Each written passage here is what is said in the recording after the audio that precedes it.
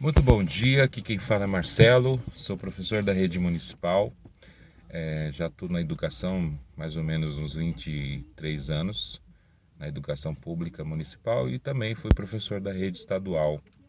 Hoje nós vamos falar um pouquinho sobre essa contratação de mães da rede municipal. Como professor, como educador, a gente acompanhou todo o processo da pandemia, né? Em que houve aí uma diminuição dos postos de trabalho, houve muito desemprego, que já era uma situação crescente no país, né? Quando não se tem um projeto de favorecimento desse setor de empregos, seja no serviço, seja na indústria, a gente assiste aí um quadro de desemprego crescente no país, e sobretudo do trabalho informal. Muitas das famílias hoje sobrevivem do trabalho informal, ou seja, aquele trabalho em que você não tem a carteira assinada, você não recebe direitos pela CLT, né? Ah, mas a Prefeitura de São Paulo decidiu aí abrir uma contratação, eu vou chamar de contratação porque nesse momento é isso que está se apresentando num formulário Google Docs para que mulheres, mães com filhos matriculados na rede municipal pudessem fazer o seu cadastro.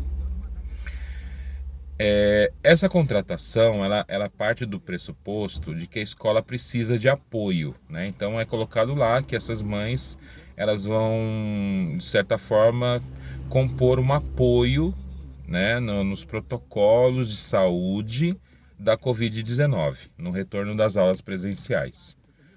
Muito bem. Onde entra a nossa estranheza nesse momento? A Prefeitura de São Paulo deixou se arrastar há longos anos contratos emergenciais de limpeza. E isso já está público, notório, né, que no início agora, decretado pela Prefeitura, em decreto, em formalizado, de que as escolas deveriam retornar presencialmente no dia 15, 530 escolas estavam sem funcionário de limpeza para o início das aulas. Eu trabalho numa dessas escolas, em que a gente tinha uma equipe de 9 funcionários, né? A maioria são mulheres, de uma empresa terceirizada, porque é essa forma de contratação da prefeitura. E nesse momento, no finalzinho de janeiro, já havia alguns rumores de que essas funcionárias não continuariam realizando serviços de limpeza. Mas enfim, deu-se o início aí do planejamento, do período de planejamento com os professores e no dia, mais ou menos dia 10, dia 12, entre o dia 10 e o dia 12, essas funcionárias foram chamadas na empresa para assinar um aviso prévio, né? Ou serem dispensadas, né? E entre elas, escolher quem ficaria na escola, numa média de 3 a 4 funcionários por escola. Eu trabalho numa escola que tem 3.000 metros quadrados. 9 funcionárias trabalhando em turno, pensando em uma estratégia de limpeza dentro do protocolo de saúde, já seria um número insuficiente. Isso é humanamente impossível você colocar a responsabilidade de um protocolo de saúde, de higienização para 3 funcionários, que é o quadro recente da escola que eu trabalho.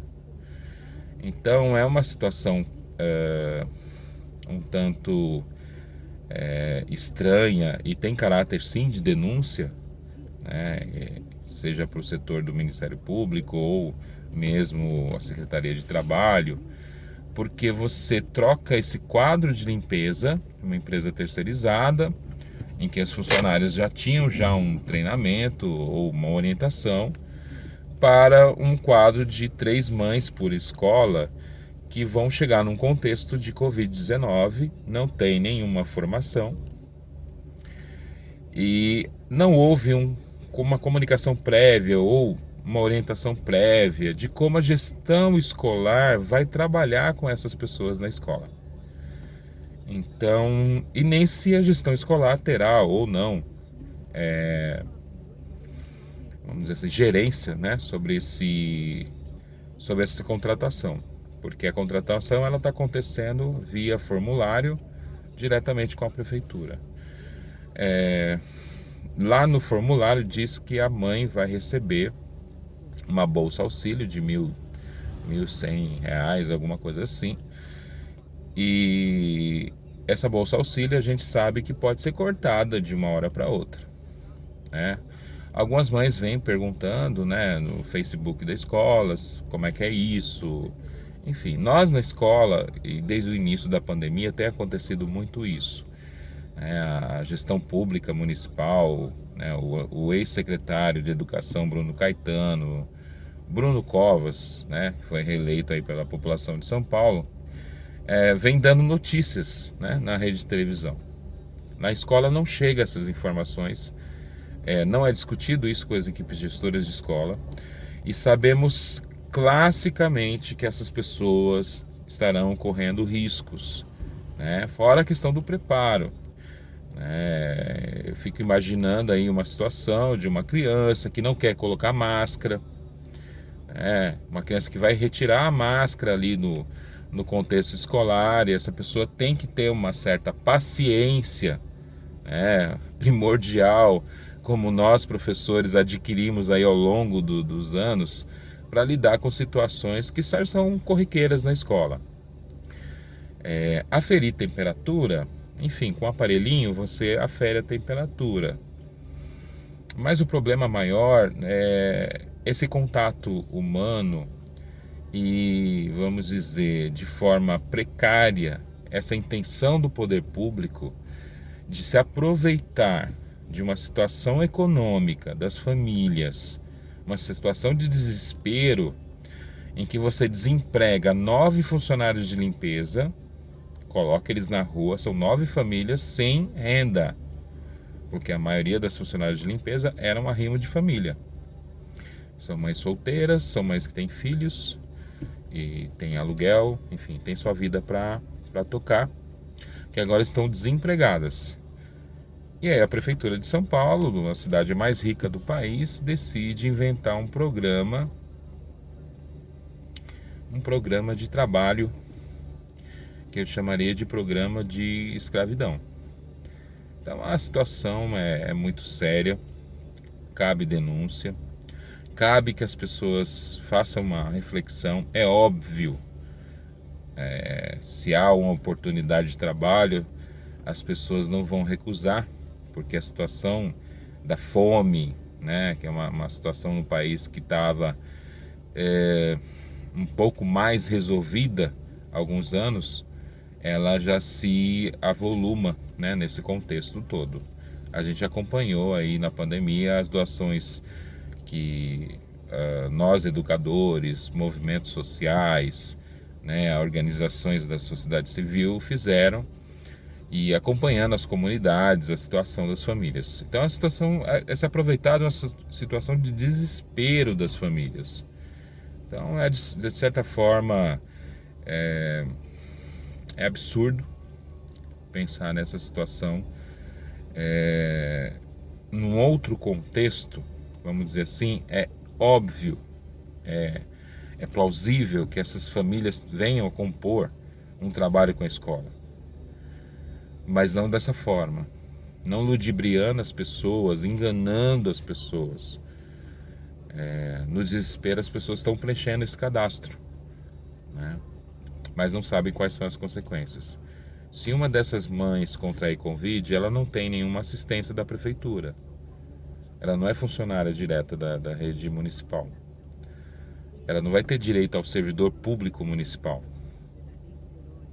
Então é uma situação que nós temos que pensar de que forma está se dando uma tentativa, né, eleitoreira, né? Se a gente for pensar, aí é uma tentativa eleitoreira, assim como foi o cartão merenda, que é um direito e virou moeda de troca para voto. Então cabe sim uma análise, um pensamento de que a educação pública está sendo transformada num balcão de negócios. Da mesma forma, o uniforme escolar e uma série de outros direitos, né, que estão sendo aí negociados com empresas e transformados em outra forma de atendimento. Então fica o recado, cabe essa análise. É importante consultar, é importante dialogar. Esse é o Fala Escola. A gente tenta discutir isso, trazer essa realidade, porque na mídia tradicional, na televisão, não será tratado dessa forma, né? Aliás, na mídia tradicional, romantiza, né, uma situação em que uma senhora de 90 e poucos anos mandou um currículo para uma empresa. Numa situação de desespero.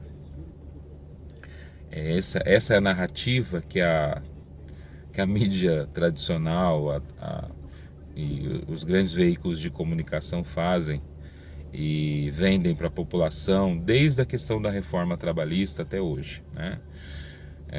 Então as pessoas trocam direitos por promessas que não vão ser cumpridas, né? A gente já tem aí a precarização do trabalho intermitente, você já tem contratos aí sendo assinados com trabalhadores com horas de trabalho a mais e sem receber hora extra, enfim. São questões aí que desde 2016 vem acontecendo no país, intencionalmente, né? Porque nós temos um público, uma massa de trabalho gigante. Então se usam da questão da qualificação também profissional, porque não oferecem qualificação profissional, ou quando oferecem, não é ofertado uma condição mínima ali para que esse trabalhador tenha a possibilidade de cursar, de fazer algum curso.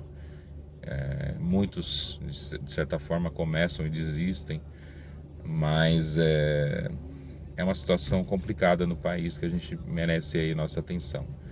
Não seja uma mãe escrava dentro de um processo desse, que não é um processo trabalhista, é um processo eleitoreiro, né? Nós temos a eleição de 2022 e o candidato Bruno Covas é possivelmente candidato aí ao governo do estado de São Paulo, e seu padrinho maior, aí, Dória, candidato a presidente da República. As pessoas, a gente espera que elas comecem a refletir, comecem a analisar toda essa jogada, tá? Grande abraço a todos.